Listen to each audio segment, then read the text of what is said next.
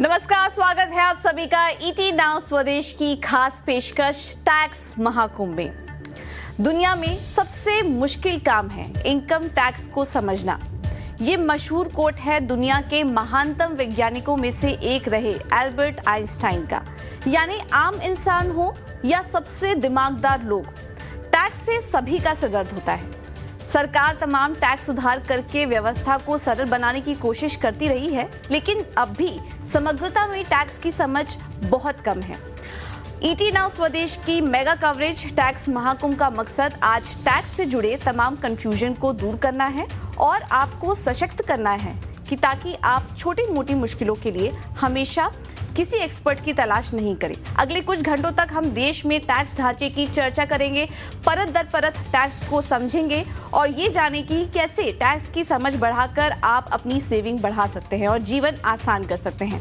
हमारा दावा है कि टैक्स आज से आपकी लाइफ में टेंशन नहीं रह जाएगा। और इस खास चर्चा में हमारे साथ पूरा पैनल जुड़ा है आपकी मदद करने के लिए। देश के दिग्गज टैक्स एक्सपर्ट हमारे साथ जुड़े हैं जो कि आपकी मदद करेंगे। हमारे साथ स्टूडियो में रजन वोरा जी जुड़े हैं, chairman IMC chamber of commerce and industries. DS Saxena हमारे साथ मौजूद होंगे, पूर्व principal chief commissioner income tax. Bijon Mishra, international consumer policy expert. इसके अलावा हमारे साथ स्टूडियो में फिरोज अजीज भी मौजूद है, सीईओ आनंद राठी। गौरी चड्ढा टैक्स एक्सपर्ट हमारे साथ मौजूद हैं और इसके अलावा वेद जैन भी हैं, पूर्व प्रेसिडेंट आईसीआई। तो आप सभी का बहुत बहुत स्वागत है शो पर और बहुत बहुत शुक्रिया आप सभी का समय देने के लिए। और हमारे साथ ऑफ कोर्स स्टूडियो में ईटी नाउ और ईटी नाउ स्वदेश के एडिटर इन चीफ निकुंज डालमिया भी मौजूद हैं। तो अगले 3 घंटे आप बने रहिए हमारे साथ। चर्चा काफ़ी दिलचस्प होने वाली है और टैक्स से जुड़ी आपकी छोटी छोटी जो भी उलझनें हैं वो हम इस पर आज चर्चा करेंगे। तो निकुंज साहब देखिए, मैंने एक कोट पढ़ा था कुछ दिन पहले ही, काफ़ी इंटरेस्टिंग था, मुझे ध्यान नहीं आ रहा किसका था, लेकिन उनका कहना था कि अगर 2047 तक आप विकसित भारत की बात कर रहे हैं तो ऑनेस्ट टैक्स पेयर वो अनसंग हीरो है, उसको एक्नॉलेज करना बहुत ज़रूरी है। और वित्त मंत्री ने अभी प्रीवियस बजट में भी वित्त मंत्री जी ने भी इस चीज़ को हाईलाइट किया था। देखिए, बहुत बुनियादी चीज़ें हो रही हैं। पहले टैक्स है क्या, मतलब अगर हम बात करें तो हम अंग्रेजी में अक्सर बोलते हैं that there 3 things in life you can not escape: inflation, death and taxes. तो टैक्स तो देना ही पड़ेगा। इन्फ्लेशन को आप मैनेज कर सकते हैं और जहाँ तक उम्र की बात है वो तो सबको पता है कि एक दिन हम सबको ऊपर जाना है। तो टैक्स को लेकर के हिंदुस्तान के अंदर कई बुनियादी चेंजेस हो रहे हैं और जो बुनियादी चेंजेस हैं इनका मकसद है कि सरकार टैक्स सिस्टम के अंदर सरलता ला रही है। न्यू टैक्स रिजीम की हम बात कर रहे हैं। हम बात कर रहे हैं किस प्रकार टेक्नोलॉजी और एआई की वजह से अब आप टैक्स जो भरते हैं उसके अंदर किस प्रकार से आपको जो इनकम टैक्स डिपार्टमेंट से डील करना पड़ता है। हम देख रहे हैं tax to GDP ratio Hindustan का बढ़ रहा है। मगर टैक्स को लेकर के पूजा हमेशा एक, जैसा आपने सही वर्ड बोला कि टैक्स को देकर के लोग अक्सर भागते हैं। जो टैक्स पे करना चाहते हैं उसको सरदर्दी समझते हैं और टैक्स एक ऐसी चीज़ है जिसको सब बचाना चाहते हैं। तो टैक्स बचाने के भी कई तरीके होते हैं। टैक्स को समझना चाहिए कि इनकम टैक्स किस कैटेगरी में कहाँ लागू होता है, कैसे लागू होता है। मगर जो बुनियादी चेंज हिंदुस्तान में हो रहा है that Hindustan is now becoming a very tax heavy nation. Nobody is now really, एक पुराना ज़माना होता था कि एक पैरेलल इकॉनमी होती थी, अनपैरेलल इकॉनमी होती थी, कैश इकॉनमी होती, वो सबका सब जो चक्र है वो पूरा घूम रहा है। तो अगले 3 घंटे में हम क्या बात करेंगे, हिंदुस्तान के टैक्स में क्या चेंजेस आ रहे हैं गवर्नमेंट की तरफ से, टैक्स पेयर को क्या करना चाहिए। और अक्सर लोग मार्च के अंदर प्लानिंग करते हैं मगर मार्च चालू नहीं हुआ है, तो हम फरवरी में लोगों को बताएंगे कि इस मार्च की नहीं अगले कितने मार्चों की आपको प्लानिंग करनी चाहिए। बिल्कुल, ये तो आपने सही कहा कि जब टैक्स डिडक्ट होता है मार्च में हम जल्दी जल्दी टैक्स प्लानिंग करने की शुरुआत करते हैं, लेकिन ये गलत है। अगर टैक्स प्लानिंग, फिरोज जी आपसे भी समझना चाहूँगी, मेरा ये मानना है कि फाइनेंशियल प्लानिंग का जो सबसे शुरुआती कदम है वो टैक्स प्लानिंग होना चाहिए, क्योंकि अगर आपकी टैक्स प्लानिंग इन प्लेस है ना तो फाइनेंशियल प्लानिंग भी अपने आप हो ही जाती है। यस पूजा जी, मैं डेफिनेटली आपकी बात से सहमत हूँ। बट आई थिंक एक टैक्स पेयर को, एक कोई भी निवेशक को या एक सिटीजन को टैक्स के बारे में थोड़ी समझ पहले लेनी चाहिए। आज मैं मिलता हूँ किसी से मिला, उनके 35 करोड़ है। मैंने पूछा सर आप टैक्स प्लानिंग करते हैं? बोलते करते हैं। तो मैंने कहा 5 हेड इनकम टैक्स के बताइए। लोगों को रेस्टोरेंट के मेनू याद रह जाते हैं बट 5 इनकम टैक्स के हेड याद नहीं रहते। Why is it so important? क्योंकि 298 सेक्शंस हैं अंदाजन इनकम टैक्स में, हैं आपके लिए 5-7 सेक्शन, उसको रटने के लिए सीए करने की जरूरत नहीं है। सो फर्स्ट मेरी ये हमेशा इल्तिजा है लोगों से कि थोड़ी सी टैक्स समझ ले, इतनी नहीं समझनी आपको, पॉइंट 1। पॉइंट 2, आप ये भी देखें कि देश में आज पर कैपिटा इनकम हमारी कंट्री की करीबन 2 लाख रुपए है। नई टैक्स रिजीम में 15 लाख कमाने वाले को भी 10 से 12% की टैक्स देनी, मतलब आपकी पर कैपिटा इनकम से 7 गुना ज्यादा, 15 लाख रुपए करीबन, उसमें आप 10-12% की टैक्स से छूट सकते हैं। फिर भी लोगों को लगता है कि भाई इस बजट में मुझे कुछ मिल जाएगा। So already tax is reasonable, that's second point. Third, कोई भी इन्वेस्टमेंट सिर्फ टैक्स के नजरिए से नहीं करना चाहिए, उसके मेरिट, फिनेंस के मेरिट के आधार पे करना चाहिए, और टैक्स एक कोलैटरल बेनिफिट जरूर होना चाहिए। जैसे निकुंज भाई ने कहा कि मार्च आ रहा है, तो एक साल की प्लानिंग ना करें, अगले 10 साल की एक बार में हो जाए, तो एक ही चीज बार बार 10 बार क्यों करूं। So I think that's a great thought Nikunj भाई। आई थिंक एक बार में अगले 20 साल की प्लानिंग अगर हो जाए, सो आई थिंक दैट्स। फिरोज भाई, अगर हम देखें सरकार क्या ट्राई कर रही है, सरकार एक नए टैक्स रिजीम से आई है, जो नए टैक्स रिजीम के अंदर आपके एग्जेम्पशंस कम हो रहे हैं, तो आपको नहीं लगता है कि टैक्स को लेकर के जो भी हम एग्जेम्पशंस लेते थे, यहाँ पर सेव कर लीजिए, इंश्योरेंस खरीद लीजिए, ये पॉलिसी ले लीजिए, वो एफडी खोल लीजिए, वह पीपीएफ में डाल दीजिए, ये जितना का जितना कॉम्प्लिकेटेड जिससे हम कहते थे तो जाल था, वो एक सिंप्लीफाई हो रहा है। सबसे बड़ी बात तो वही है, बहुत अच्छी तरह से सिंप्लीफाई हो रहा है, बट वो सिंप्लीफाई करने का तात्पर्य क्या है और रीजन क्या हो सकता है।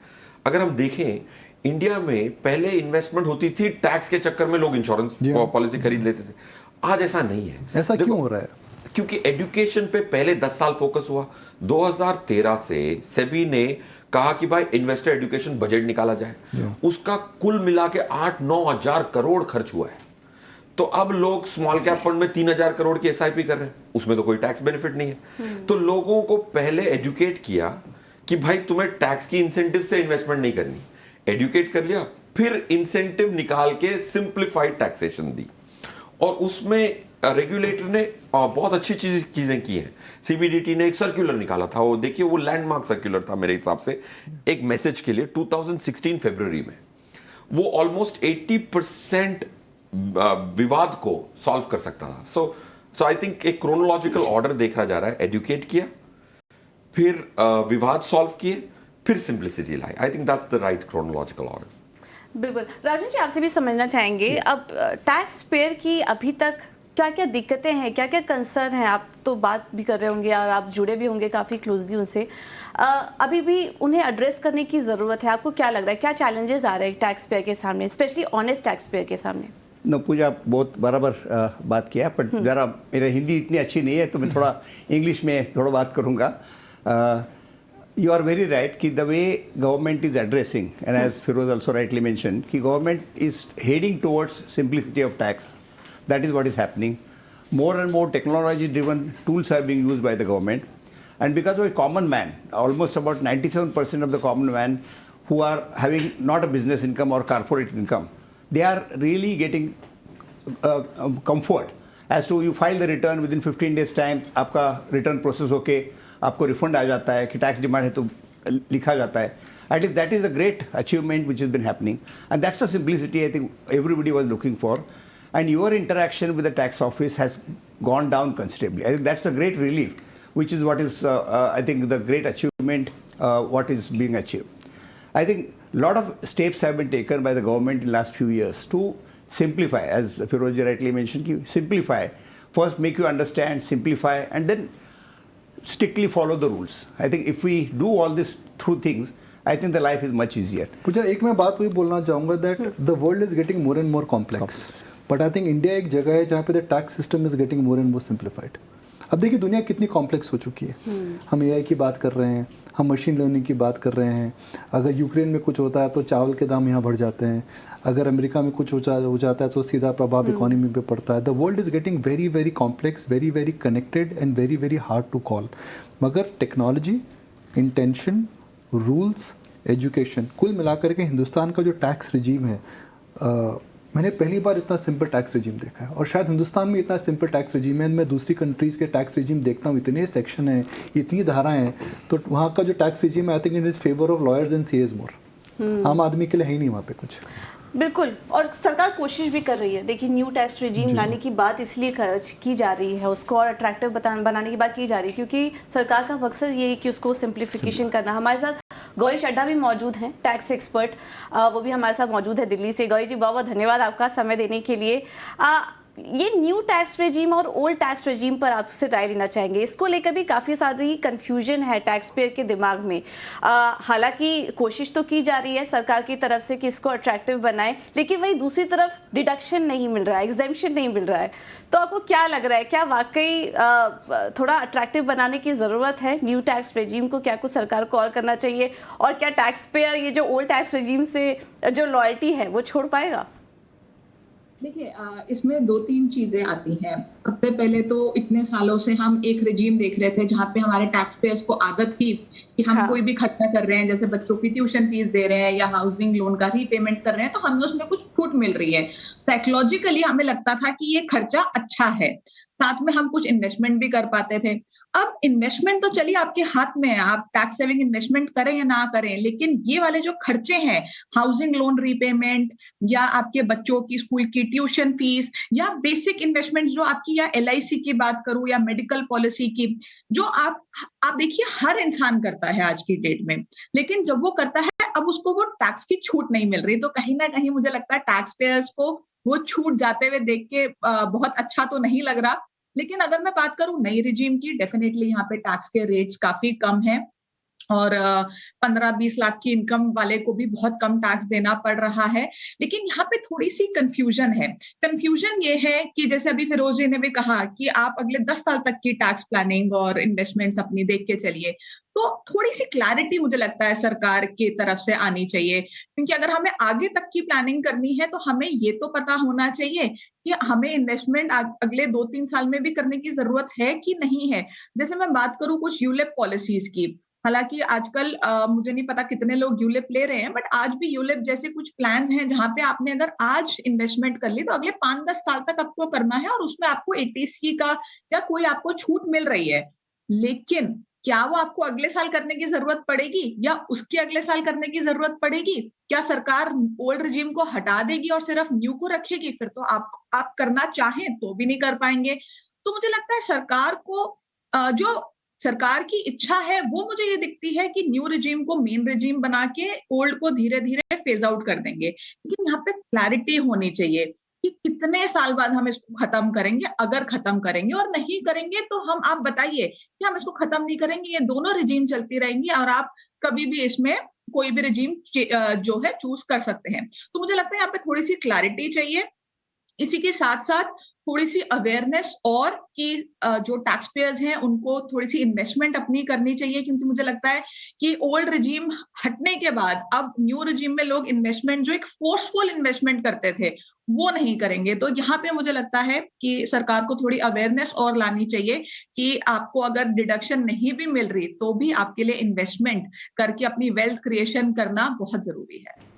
बिल्कुल, तो ये थोड़ा क्लैरिटी लाने की यहाँ पर ज़रूरत है सरकार को, क्योंकि वित्त मंत्री का खुद भी यहाँ पर कहना है कि न्यू टैक्स रेजीम के लाने के बाद हम उनकी कोशिश ये है कि गवर्नमेंट जो बॉन्ड सिक्योरिटीज़ है उसमें ना निवेश करके इंसान के पास डिस्पोजेबल इनकम हो, टैक्स पेयर के पास, और वो अपने अकॉर्डिंग इन्वेस्टमेंट ले, लेकिन उसकी भी जागरूकता यहाँ पर लाना बहुत ज़रूरी है। इस वजह से न्यू टैक्स रेजीम में हो सकता है आने वाले समय में हम देखें थोड़ा और यहाँ पर इंसेंटिव सरकार लाते हुए दिखाई दी। लेकिन निकुल सर, जो आप अभी बात हाईलाइट कर रहे थे कि भारत का टैक्स एडमिनिस्ट्रेशन कैसा है विज़ जो ग्लोबल सिनेरियो है वो कैसा है, वो भी हम समझने की कोशिश करेंगे। हमारे साथ DS सक्सेना जी भी मौजूद है, former principal chief commissioner income tax. Sir, आपने काफ़ी सारे फॉरेन अकाउंटिंग बॉडी से बात भी की होगी, काफ़ी सारे इंटरेक्शन भी आपने किए होंगे, तो क्या लग रहा है आपको अगर इंडियन टैक्स एडमिनिस्ट्रेशन को देखें और ग्लोबल पीयर से अपने बाकी इमर्जिंग इकोनॉमी से कंपेयर करें तो भारत का जो टैक्स एडमिनिस्ट्रेशन है वो कहाँ स्टैंड कर रहा है?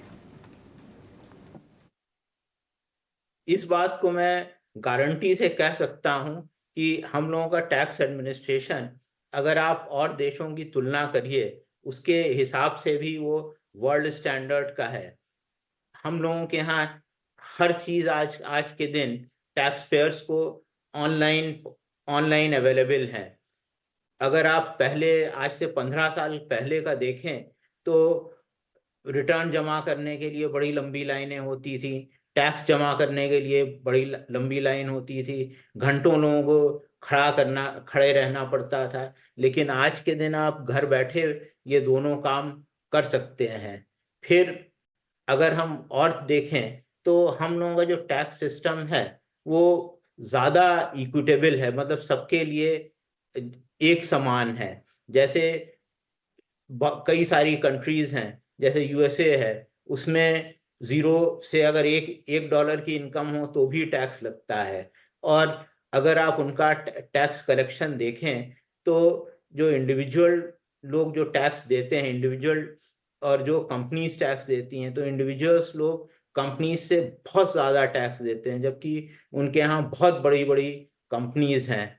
मुझे याद आता है कि एक बार वॉरेन बफेट, जो कि मतलब दुनिया के सबसे बड़े इन्वेस्टर्स में हैं, उन्होंने कहा था कि वे 17% पे टैक्स दे रहे हैं और उनकी सेक्रेटरी 35% पे टैक्स दे रही है। तो इस तरह की एनोमलीज जो हैं हम लोगों के यहाँ बहुत कम है। तो हम लोगों का टैक्स सिस्टम अच्छा है, लेकिन एक बात मैं कहना चाहूँगा कि जो कि एक कमी है हम लोगों की, जो एडवांस कंट्रीज हैं यूके और यूएस, उन्होंने टैक्स एडमिनिस्ट्रेशन को हमसे बहुत एफिशिएंट बना लिया है। उन्होंने डायरेक्ट और इनडायरेक्ट टैक्सेस यानी इनकम टैक्स और जीएसटी, इनका एक ही कोड बना दिया है और एक ही एडमिनिस्ट्रेशन है। तो इससे बहुत मतलब एडमिनिस्ट्रेशन में भी आराम होता है, टैक्स पेयर को भी आराम होता है। और हम लोग जो हैं बहुत सालों से, पिछले 20 साल से तो मैं देख रहा हूँ, चाह रहे हैं कि एक डायरेक्ट टैक्स कोड ले आए इनकम टैक्स के लिए, वो भी हम लोग नहीं ला पा रहे हैं। तो इस मामले में हम लोग पीछे हैं, लेकिन हम लोगों का एडमिनिस्ट्रेशन जो है वर्ल्ड क्लास है, ये कहने में मुझे कोई भी हिचकिचाहट नहीं है।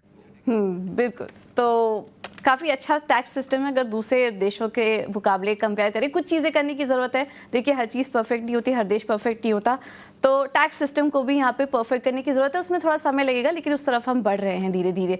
देखिए निकुंज जी, आज की ब्यूटी यही है कि हर टैक्स एक टॉपिक है, लेकिन हर एक सेक्टर से, हर एक सेगमेंट से हम व्यू समझने की आज कोशिश कर रहे हैं। पैनल इतना अच्छा है हमारा, और अभी हमारे साथ वेद जैन भी जुड़े हैं, फॉर्मर प्रेसिडेंट हैं ICAI के।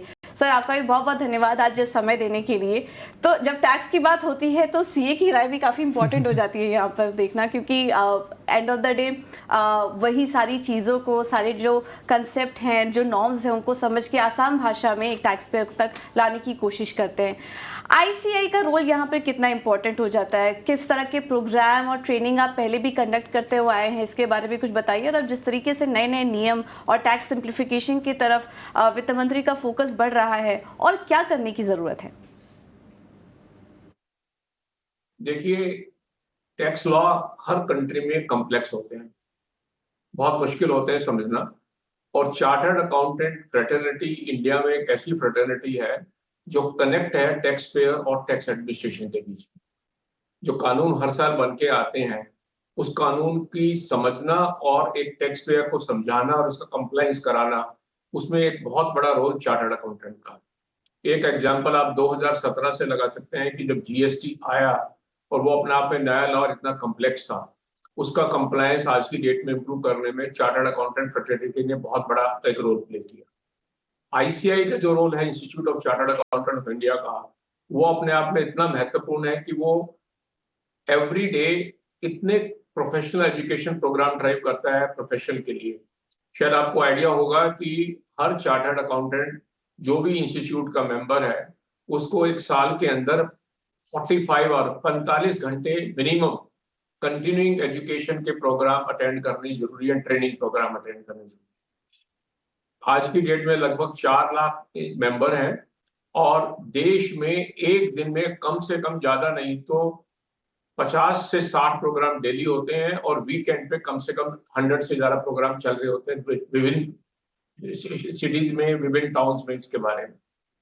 और उन प्रोग्राम के अंदर एक्सपर्ट्स को बुलाया जाता है, उनको जितने मेंबर्स हैं उनको अटेंड करते हैं, उनको नए कानून को समझना, उसमें क्या कॉम्प्लेक्सिटी है, क्या उनकी कंप्लायंस के इश्यू वो होते हैं। और उसी रीच आउट में बहुत सारे प्रोग्राम चैम्बर और इंडस्ट्री एसोसिएशन के साथ किए जाते हैं, टैक्स पेयर के साथ किए जाते हैं, ताकि समझाने में टैक्स पेयर को कि नया कानून ये आया है, इसमें ये आया है। आप देखिए पिछली जो भी गवर्नमेंट ने स्कीमें लाई, चाहे वो वॉलंटरी डिस्क्लोजर की स्कीम आई, चाहे वो स्कीम आई आपकी कंप्लायंस करने के लिए विवाद से विश्वास की आई, टैक्स पेयर को समझाने हाथ रखता में हूँ, एक मैं दुखती रग पे हाथ रखता हूँ, जो शायद सबकी दुखती रग है इस पूरे रूम के अंदर, कि भाई टैक्स ज़्यादा तो कोई नहीं देना चाहता है। अगर मैं इंडिया का टैक्स रिजीम देखूँ, कॉर्पोरेट टैक्स कम हो चुके हैं, मगर जो डायरेक्ट टैक्सेस, इनकम टैक्स है, उसमें अभी बड़ा कोई रिफॉर्म बोल करके नहीं आया है। और it hurts you when you see that भाई आप गाड़ी लेते हैं, आपको डिप्रिसिएशन बेनिफिट नहीं मिलता है, आपको as a salaried employ Firoz भाई बड़े बेनिफिट्स नहीं मिलते हैं। तो ये आपकी भी दुखती रग है, पूजा की भी दुखती रग है, आपकी भी दुखती रग है। ये दुखती रग का क्या इलाज है? हर मर्द का इलाज होता है, ये इसका क्या इलाज है? बिल्कुल सही कहा। कोई इलाज नहीं है इसका। आई थिंक देखिए, अब सेक्शन 44A और सेक्शन 44AD एक बिजनेस एंड एक प्रोफेशनल्स को काफी एग्जेम्पशन देता है।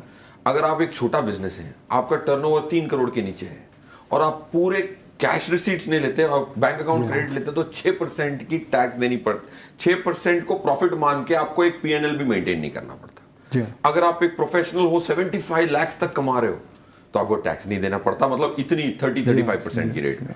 बट अगर आप देखते हो सैलरीड एम्प्लॉय, उसके ना तो कोई सेक्शन है जिसमें वो नॉर्मल टैक्स पे कर सकता है।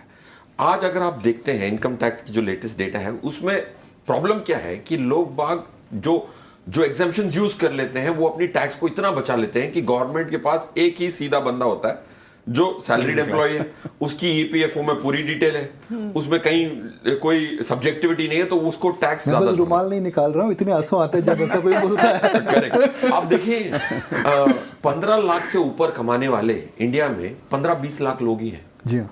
बट फॉरेन की छुट्टी लेने वाले 3 करोड़ यूनिक लोग। जी हाँ। तो अब अगर आप देखेंगे कि उनका बर्डन एक ट्रांसपेरेंट प्रोफेशनल को लेना पड़ रहा है, क्योंकि उधर बहुत सारी लोग रियायतें ले लेते हैं और छूट जाते हैं। आई थिंक जब तक कि वो नहीं होगा, तब तक इधर बेनिफिट नहीं दे पाएंगे। आप शांत हैं?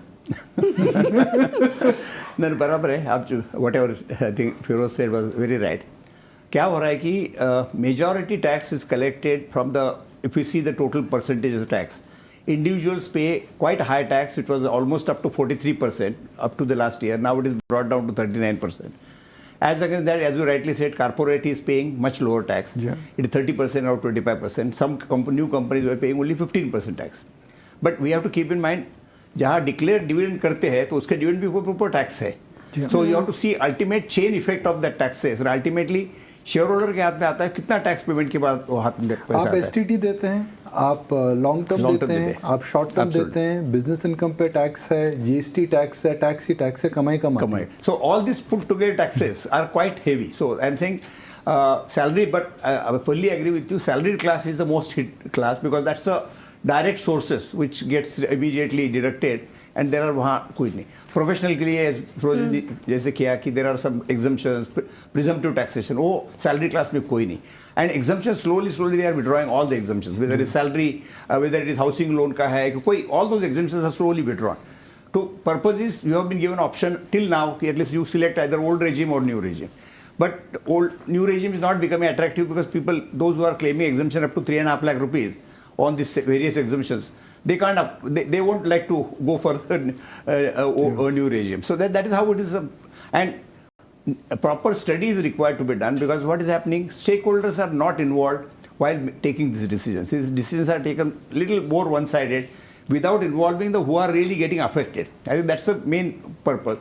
So I think main purpose, DS Saxena साहब भी हमारे काफ़ी दोस्त हैं, उनको बोल रहे थे एडमिनिस्ट्रेशन, बट क्या हो रहा है कि पॉलिसी लेवल में बहुत अच्छे हैं अपन, पर इम्प्लीमेंटेशन में बहुत तकलीफ हो रही है, जो एक्चुअली जो जिसकी केस स्क्रूटिनी में आ जाती है कि उसको कोई रिफंड नहीं मिलता है, कि बिकॉज अभी आज का मेजर प्रॉब्लम क्या है, CPC जो और ITBA पोर्टर है, उसमें they are not matching each other, so जो उसमें रिफंड सबको नहीं मिल रहे, तो प्रॉब्लम जो है एडमिनिस्ट्रेशन में बहुत प्रॉब्लम है, that need to be resolve.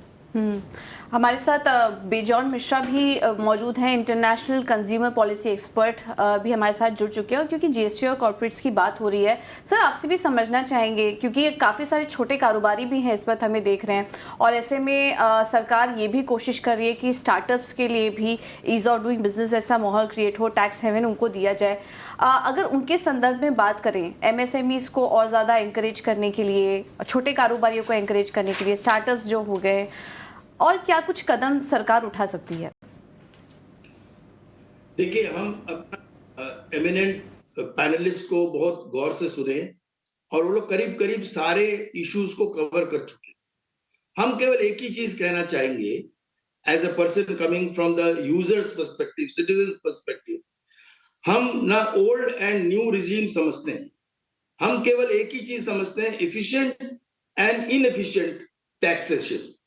You see, what I understand is, आप कोई भी regime लाइए but efficiency लाइए। Efficiency means क्या? Transparency होनी चाहिए।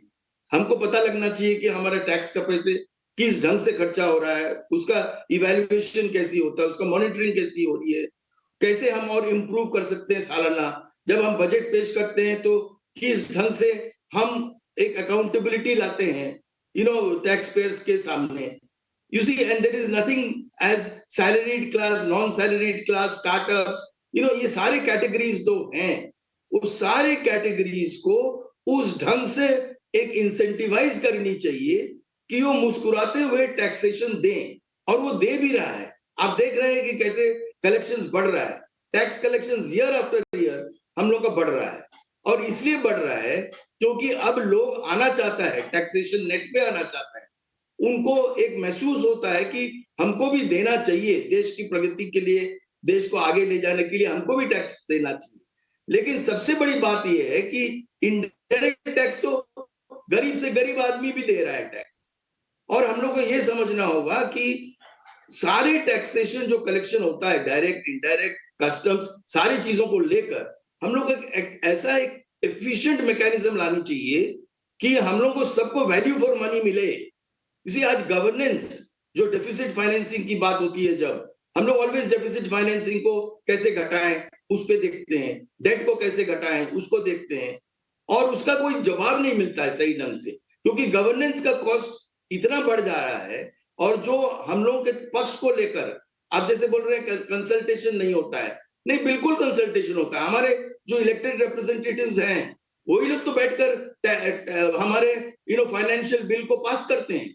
तो उस समय हेल्दी डिबेट होनी चाहिए कि किस किस जगह पे टैक्सेशन घटनी चाहिए, कैसे अफोर्डेबल होना चाहिए हेल्थ केयर, कैसे सारे लोगों को हम यूनिवर्सल हेल्थ कवरेज में ला सकते हैं, कैसे हाउसिंग फॉर ऑल सही ढंग से क्वालिटी हाउसिंग लोगों को मिले, कैसे हमको आसानी से हमारा फाइनेंशियल स्ट्रेंथ, हमारे जो डिस्पोजेबल इनकम है, उसको हम सही ढंग से कैसे प्लान कर सकें।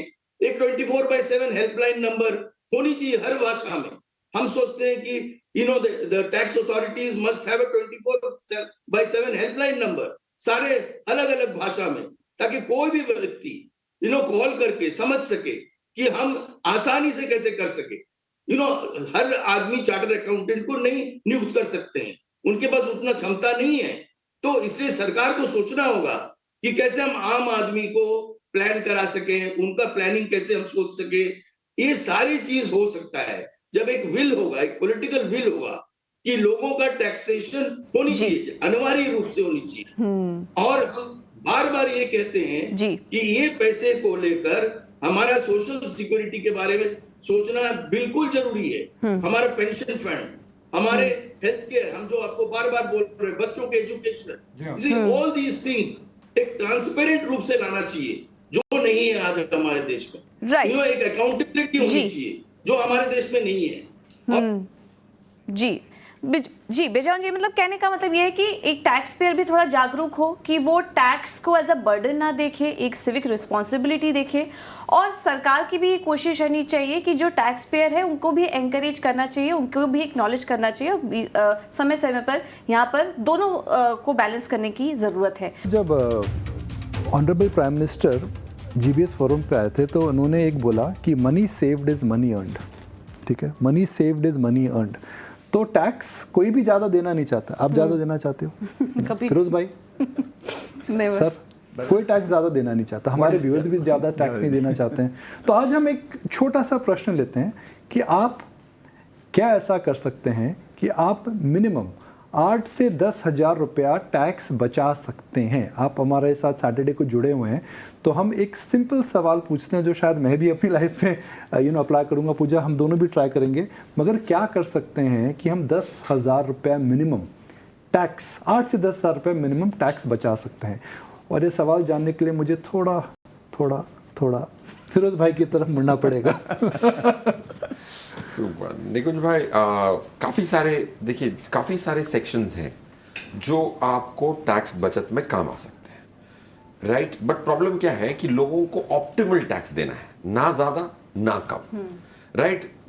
50% लोग कम देना चाहते हैं, बट वो प्रोविजंस के आधार पे नहीं, कुछ कैश ले लें उस आधार पे, नियत खराब, राइट? यू हैव टू, अगर आप देश से प्रेम करते हैं तो आप ऐसे तो नेशनलिस्ट नहीं हो सकते कि भाई टैक्स की बचत भी कर रहा हूं मैं, मतलब ऑप्टिमल टैक्स पे करना, ना ज्यादा ना कम। तो लेट्स लुक एट 2 सेक्शन बताता हूं।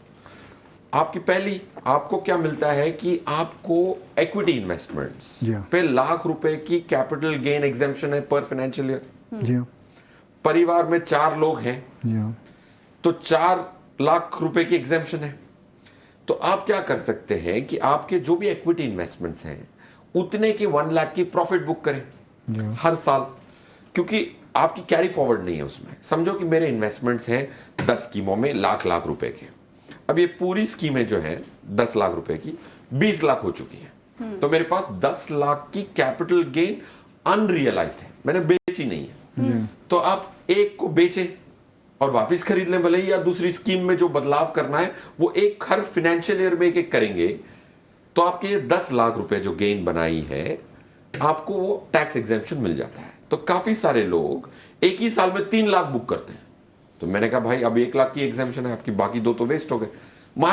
मार्च में वो कर लेते 25 तारीख को, ये 5 अप्रैल को कर लेते, तो आपके उसके भी 10,000 बच जाते। That's point 1। इसमें प्लानिंग निटी-ग्रिटी में लगती है, इतनी कॉम्प्लेक्स प्लानिंग नहीं है। पॉइंट 1।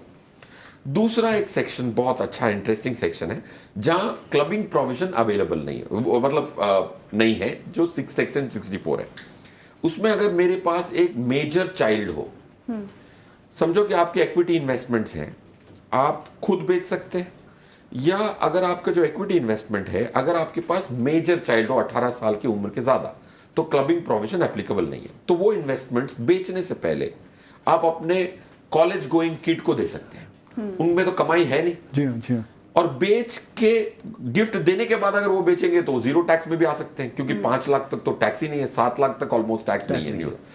तो क्लबिंग प्रोविजन आपके परिवार में कहां एप्लीकेबल नहीं है, उसको गिफ्ट देके वो नई वाली फाइल से अगर वो बेचेंगे तो आपकी मार्जिनल टैक्स रेट उनकी अगर 0 है, तो आप अगर समझो 50 लाख रुपए के इन्वेस्टमेंट पे भी, इतने बड़े भारी भरकम इन्वेस्टमेंट पे 7 लाख की प्रॉफिट है और क्लबिंग प्रोविजन एप्लीकेबल नहीं है, मैं ये 50 लाख के 57 लाख जो हो चुके हैं ये गिफ्ट कर दूं, और 2 बच्चे हुए तो 14 लाख बच गया। हाँ, आपके 14 लाख बच गए।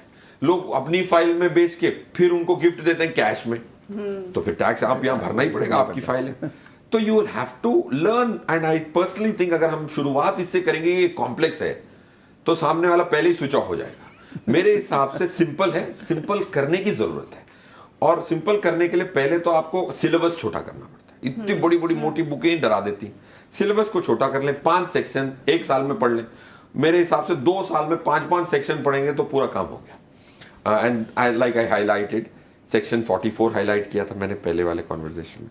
क्लबिंग प्रोविजन जो है सेक्शन 112 है शायद मेरे हिसाब से, जो 1 लाख की एग्जेम्पशन है आपकी। ये 3 प्रोविजन को आप कैसे अपने इन्वेस्टमेंट्स में यूज कर सकते हैं वो तो करें, क्योंकि सैलरी पे आप नहीं बचा पा रहे हैं तो दूसरी हेड जो कैपिटल गेन हेड है वहाँ काफ़ी सारे प्रावधान हैं जो आपके काम आते हैं। ये छोटी छोटी बातें होती हैं पूजा, ये छोटी छोटी बातें हैं आपकी टैक्स को बचा सकती हैं।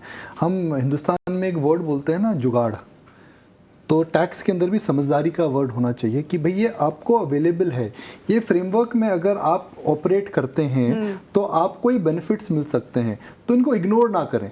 हम ज़्यादा टैक्स नहीं देना चाहते हैं, कोई भी ज़्यादा टैक्स देना नहीं चाहता है, मगर क्या हम समझदारी से, जैसे फिरोज़ भाई ने बताया, क्या हम जो प्रोविजंस को मैक्सिमाइज़ कर सकते हैं।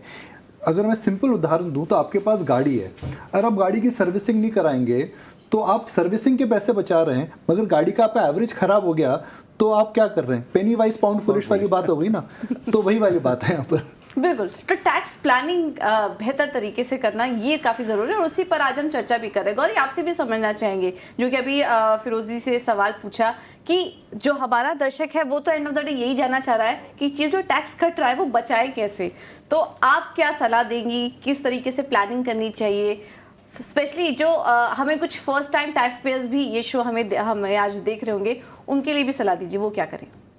देखिए, सबसे पहले तो जो कैपिटल गेन 1 लाख का आता है, मैं बिल्कुल अग्री करती हूँ कि हर साल हमें ये 1 लाख का कैपिटल गेन, और अगर हम घर में 4 लोग हैं, 5 लोग हैं, तो हर किसी के डीमैट अकाउंट से या म्यूचुअल फंड अकाउंट से हमें 1 लाख का जो एग्जेम्पशन है वो क्लेम कर लेना चाहिए।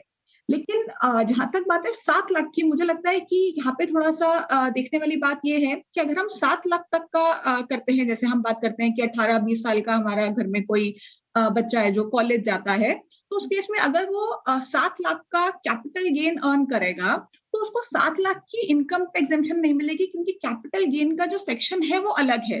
वो अलग सेक्शन में फ्लैट रेट 10% पे जाएगा। हाँ, उसे बेसिक एग्जेम्पशन लिमिट की जो बेनिफिट है वो मिलेगा, वो न्यू रिजीम में 3 लाख और ओल्ड रिजीम में 2.5 लाख है, लेकिन 7 लाख की रिबेट उसको शायद नहीं मिलेगी। तो यहाँ पे थोड़ा सा मुझे लगता है उसका जो टैक्स सेविंग है वो कम हो जाएगी। बट हाँ, 1 लाख और बेसिक एग्जेम्पशन लिमिट तो हम सब अवेल कर सकते हैं अगर हमारी कोई और इनकम नहीं है, तो basic exemption limit, otherwise 1 lakh. अब बात करते हैं कि बाकी टैक्स बचाने के लिए, क्योंकि हम यहाँ पे सैलरीड की भी बात कर रहे हैं और हम बिजनेस की भी बात कर रहे हैं, तो इसमें कई बार मैं लोगों को ये एडवाइस करती हूँ कि आप अपने अकाउंट्स टीम के साथ या एचआर टीम के साथ बैठ के आप एक बार देखिए कि आपके लिए क्या बेहतर है। आप सैलरी में जाना चाहते हैं, एज एन एम्प्लॉय काम करना चाहते हैं, या ऑन अ कॉन्ट्रैक्ट काम करना चाहते हैं। हालांकि कॉन्ट्रैक्ट के अलग अपने कॉन्स हैं और ऑफ कोर्स प्रोज भी हैं, कॉन्स भी हैं, तो मैं दोनों ही बता देती हूँ फटाफट से कि अगर आप सैलरीड हैं तो देखिए आपको कोई खर्चा तो अलाउड है नहीं, आप जो डिडक्शंस ले सकते हैं आप वो ही ले पाएंगे, वो भी ज्यादातर ओल्ड रिजीम में है, न्यू में नहीं है। लेकिन अगर आप कॉन्ट्रैक्चुअल काम कर रहे हैं तो उस केस में आप सारे खर्चे अपने बुक कर सकते हैं। यानी कि अगर कंपनी ने आपको 12 लाख का अमाउंट साल में दिया है, तो उस 12 लाख को कमाने के लिए आपने अपना जो गाड़ी का कन्वेंस, आपने जो गाड़ी पे पेट्रोल लगाया है, या आपने कोई ड्राइवर रखा है, या आपने कोई अपने लिए हेल्प रखी है, या आपने अपनी नॉलेज एनहांसमेंट के लिए कोई कोर्स किया है, या ऐसा कोई भी आपका फोन का बिल है, या कोई भी ऐसा खर्चा है, आप इसमें क्लेम कर सकते हैं जो आप सैलरी में नहीं कर सकते। लेकिन हाँ, कॉन्ट्रैक्चुअल में आपको देखना है कि आपका एम्प्लॉयर हो सकता है कॉन्ट्रैक्ट खत्म होते ही आपको निकाल दे। आपको जो सोशल सिक्योरिटी बेनिफिट्स होते हैं, जैसे कंपलसरी आपका पीएफ और ईएसआईसी, वो नहीं मिलेगा। तो एक आपको अपना देखना है कि आपको क्या बेनिफिट कहाँ पे ज्यादा लग रहा है। अगर आपको सैलरी लेने में ज्यादा बेनिफिट है तो आप सैलरी में जाइए, अगर आपको कॉन्ट्रैक्ट में रहने में ज्यादा बेनिफिट लग रहा है तो आप कॉन्ट्रैक्ट में जाइए। क्योंकि कई बार ऐसा देखा गया है कि जो लोग सैलरी में बहुत ज्यादा टैक्स पे करते हैं वो कॉन्ट्रैक्ट में शिफ्ट हो जाते हैं और काफी हद तक वो टैक्स बचा लेते हैं, टैक्स प्लानिंग करके, टैक्स इवेजन करके नहीं। क्योंकि इसमें कोई गलत नहीं है अगर आप कॉन्ट्रैक्चुअल काम कर रहे हैं और अपने खर्चे बुक करके आप टैक्स पे कर रहे हैं, ये बिल्कुल लीगल है, आज पर लॉ है, तो आप डेफिनेटली ये कर सकते हैं। बट दोनों के प्रोज एंड कॉन्स आपको पहले स्टडी करने हैं, उसके बाद ही आपको डिसीजन लेना है। और हाँ, आपका एम्प्लॉयर भी आपको ये बेनिफिट देना चाहे, वो अग्री करे कि आप फ्रॉम एम्प्लॉयर टू कॉन्ट्रैक्चुअल आप शिफ्ट हो जाए, या वाइस वर्सा, व्हाटएवर जो आपको ज्यादा सूट करता है, तो ये डेफिनेटली आपको अपने एम्प्लॉयर से एक बार बात करनी होगी। तो ये बहुत कुछ बेहतरीन सलाह गौरी जी की तरफ से आई है। लेकिन अभी सर, हम क्योंकि सोशल मीडिया पर भी हमें काफ़ी सारे सवाल आ रहे हैं, हम आगे उनको और भी शामिल करेंगे। कुछ नाम तो मैं नहीं ले पाऊंगी, लेकिन न्यू टैक्स रेजीम को लेकर बहुत सारे सवाल आ रहे हैं, इसको लेकर कन्फ्यूजन बहुत ज़्यादा है, तो इसी पर चर्चा करेंगे। हमारे साथ वेद जैन भी मौजूद है। वेद जी, आपसे समझना चाहेंगे, ये जो न्यू टैक्स रेजीम आई है, अगर ओल्ड टैक्स की बनस्पत देखें तो आपका क्या कहना है, किस तरीके से इसे और अट्रैक्टिव बनाया जा सकता है सरकार की तरफ से? देखिए, न्यू टैक्स रिजीम में ये कहना है कि साहब हम कोई डिडक्शन एग्जम्पशन नहीं मिलेगी आपको और आपका हमने टैक्स रेट कम कर दिया है और उसको एनकरेज करने की कोशिश है, ठीक है।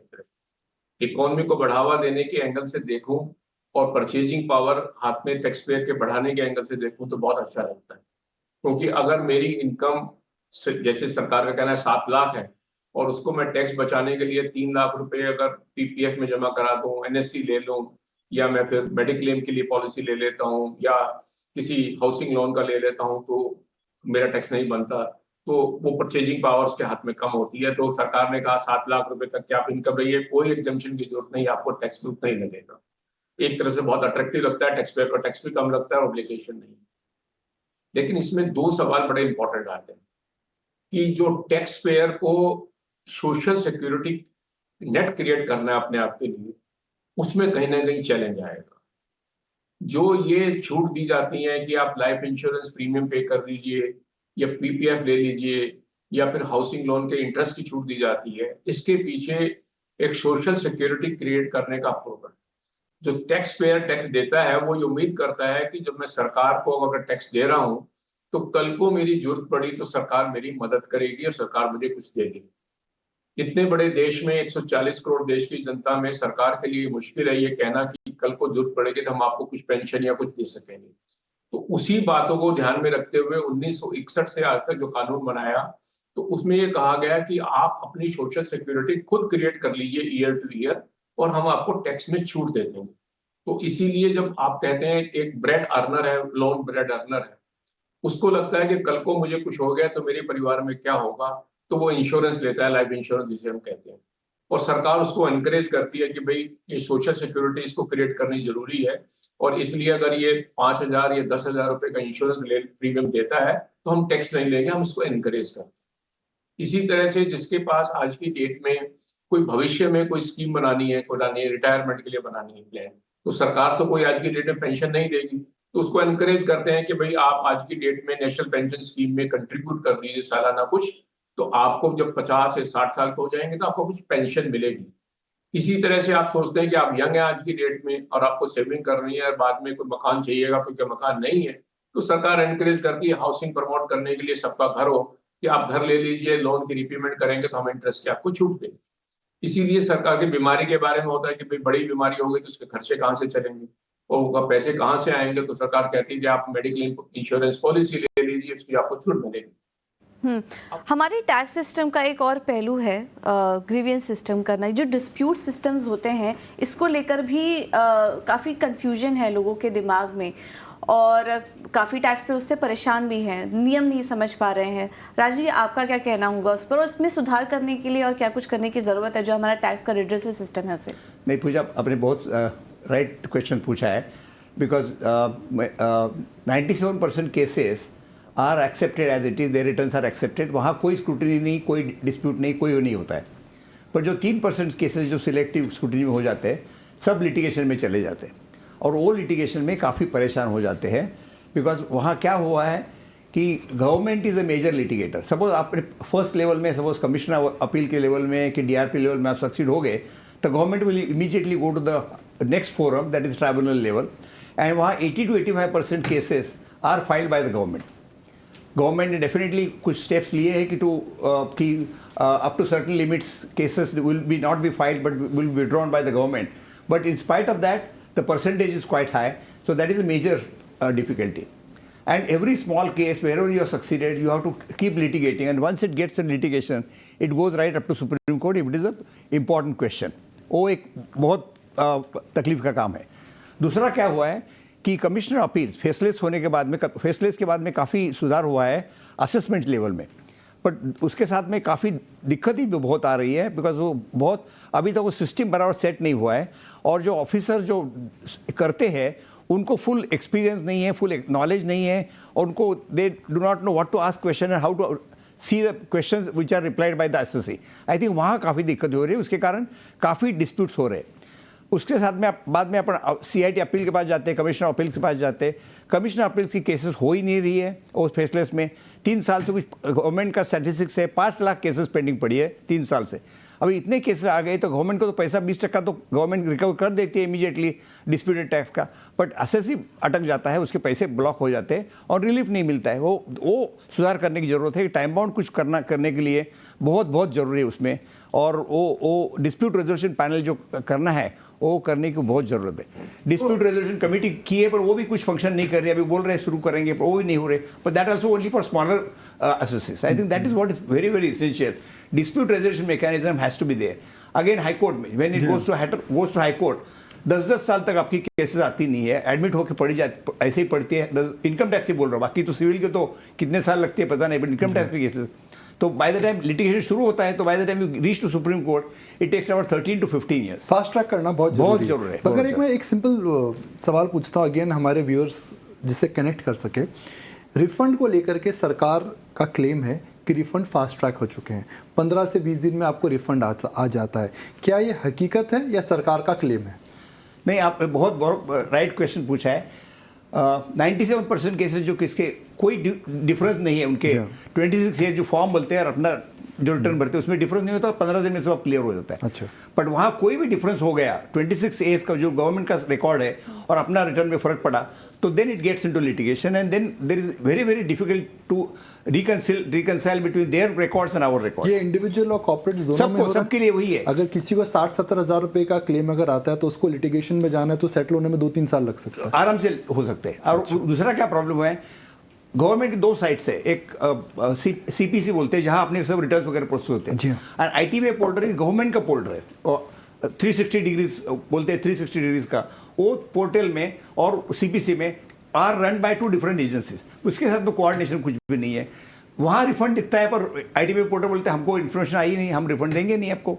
तो उसके कारण जो चक्कर हो रहे हैं सभी, और असेसिंग ऑफिसर को फिजिकली कोई अथॉरिटी नहीं, it has to get pass from that side and which is creating a lot of difficulties. Once your case gets picked up for scrutiny, you go through all these difficulties. बिल्कुल। तो ये कुछ तरीके हैं जिसके इसके through सरकार को भी एक मैसेज देने की कोशिश कर रहे हैं कि किस तरीके से आप टैक्स सिस्टम को और बेहतर बना सकते हैं, और दर्शक तो हमें सुन ही रहे हैं और उनको भी हमें ये समझाने की कोशिश की अभी कि किस तरीके से वो अपना टैक्स बचा सकते हैं। अभी तो हमने बात की तमाम हुए टैक्स रिफॉर्म की या फिर क्या कुछ होना चाहिए, एक टैक्स पेयर की जो छोटी मोटी दिक्कतें हैं उन्हें कैसे एड्रेस करनी चाहिए, इस पर हमने डिस्कशन के लिए इस चर्चा को थोड़ा यहाँ पर ब्रेक देंगे। आप सभी एक्सपर्ट का बहुत बहुत धन्यवाद आज हमारे साथ इस खास चर्चा में जुड़ने के लिए। निकुंज जी, आपका भी बहुत बहुत धन्यवाद हमारे साथ जुड़ने के लिए।